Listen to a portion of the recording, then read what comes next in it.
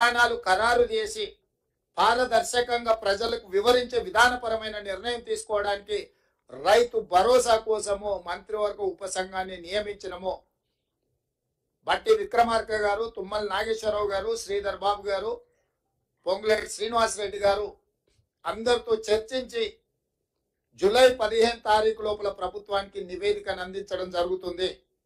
ఆ నివేదికను రాబోయే బడ్జెట్ సమావేశాలలో శాసనసభలో ప్రవేశపెట్టి అందరి శాసనసభ్యుల యొక్క అభిప్రాయం తీసుకొని భవిష్యత్ కార్యాచరణను రైతు భరోసా విధి విధానాలను నిర్ధారించి ఆ నియమ నిబంధనల మేరకు అర్హులైన ప్రతి ఒక్కరికి రైతు భరోసా పథకాన్ని అమలు చేయాలని మా మంత్రివర్గం నిర్ణయం తీసుకున్నది. ఈ విషయాలు కూడా మీ ద్వారా రాష్ట్ర రైతాంగానికి మేము చెప్పదలుచుకున్నాము. మా ప్రభుత్వం జవాబుదారీతనంగా పనిచేయాలనుకుంటుంది. పారదర్శకంగా ప్రజల ముందు మా విధి విధానాలను పెట్టి ముందుకు నడవాలనుకుంటున్నాము. ఇక మూడవ అంశం, వివిధ పత్రికలలో, టీవీలలో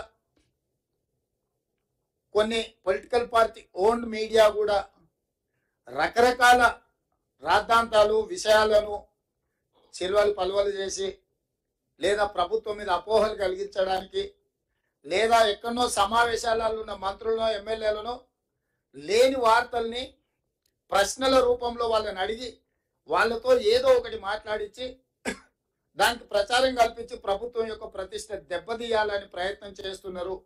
అందుకు గాను మంత్రివర్గ నిర్ణయాలు కానీ ప్రభుత్వ పరిపాలనకు సంబంధించిన అంశాలను మీడియా మిత్రులకు బ్రీఫింగ్ చేయడానికి మంత్రివర్గం నుంచి 2 అధికార ప్రతినిధులుగా 2 మంత్రులను నియమిస్తున్నాము. దానికి శ్రీధర్ బాబు గారు మిత్రుడు, పొంగులేటి శ్రీనివాసరెడ్డి గారు బాధ్యత తీసుకుంటారు. మీడియా మిత్రులకు నా సూచన, మీకు ఎలాంటి ప్రభుత్వానికి సంబంధించిన అంశాలు కావచ్చు, వివరాలు కావచ్చు, అపోహలు కావచ్చు, మీకు సమాచారం కావాలంటే దానికి సంబంధించి శ్రీధర్ బాబు గారు, పొంగులేటి శ్రీనివాసరెడ్డి గారు ఎప్పుడు మీడియా మిత్రులకు అందుబాటులో ఉంటారు. వారిద్దరిచ్చే సమాచారమే అధికారిక సమాచారము. మీరు ఏది పడితే అది, ఎట్లా పడితే అట్లా ఊహించుకోవడానికి కానీ, ఖాయించుకోవడానికి కానీ, రాయించుకోవడానికి కానీ, చూయించుకోవడానికి కానీ అవకాశం లేకుండా పకడ్బందీగా ప్రభుత్వం ఈ నిర్ణయం తీసుకున్నది. కాబట్టి మీడియా మిత్రులకు ప్రభుత్వానికి సంబంధించిన ఏ సమాచారం కానీ లేకపోతే ఏ అపోహలను తొలగించుకోవడానికి వారిద్దరు అందుబాటులో ఉంటారు. మా ప్రభుత్వం పక్షాన పరిపాలనకు సంబంధించి మీకు ఏ వివరణ కావాలన్నా 2 మంత్రులు అందుబాటులో ఉంటారు. కాబట్టి ఇక నుంచి మీకు ఏదైనా సమాచారం అవసరమైతే ఆ 2 మంత్రులను సంప్రదించాల్సిందిగా మీడియా మిత్రులకు నేను తెలియజేస్తున్నా. ఇక రాజకీయాలు అంటారా, రాజకీయాలకు సంబంధించి ఏ నాయకుడైనా మాట్లాడతాడు, ఏ మంత్రి అయినా మాట్లాడతారు.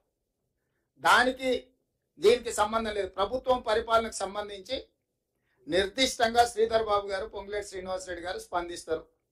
మిగతా విషయాలు ఏదంటే సంబంధిత శాఖ మంత్రులు వాళ్ళ శాఖలకు సంబంధించిన వివరణలు కానీ వివరాలు కానీ మీకు అందిస్తారు.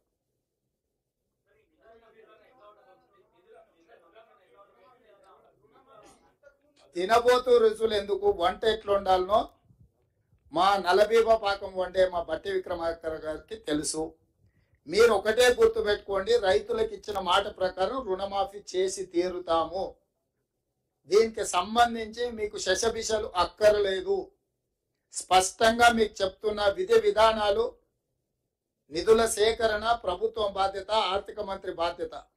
మీకేమైనా ఇంకా లోతుగా వివరాలు కావాలన్నా, వివరణ కావాలన్నా ప్రత్యేకంగా ఆర్థిక మంత్రి, ఉప ముఖ్యమంత్రి బట్టి విక్రమార్క గారిని మీరు నిస్సందేహంగా సంప్రదించవచ్చు.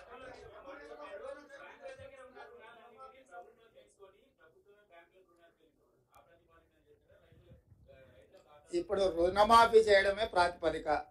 ఏ ప్రాతిపదికన చేస్తామనేది అది మా అంతర్గత అంశము. దానికి సంబంధించి వివరాలన్నీ కూడా మీరు తీరిక సమయంలో ఆర్థిక మంత్రి గారిని సంప్రదించండి, వారు వివరిస్తారు. సార్ దీనికి అర్హులు ఎవరు, అనర్హులు ఎవరు సార్? ఈ రుణమాఫీకి అర్హులు ఎవరు? ఆ అర్హులు అనర్హులకు సంబంధించి విధి విధానాల మీద పూర్తి స్థాయిలో చర్చించినము. నియమ నిబంధనలు అన్నిటిని కూడా మంత్రివర్గం ఆమోదించింది. తొందరలోనే మీకు ఆ జీవో విడుదల చేస్తాం. అందులో మీకు పూర్తి వివరాలు ఉంటాయి. ఇప్పుడే మీకు చెప్పిన పాత విధానాలు లేవు. 2 లక్షల రూపాయల రుణమాఫీ చేస్తామని క్లియర్గా చెప్పిన.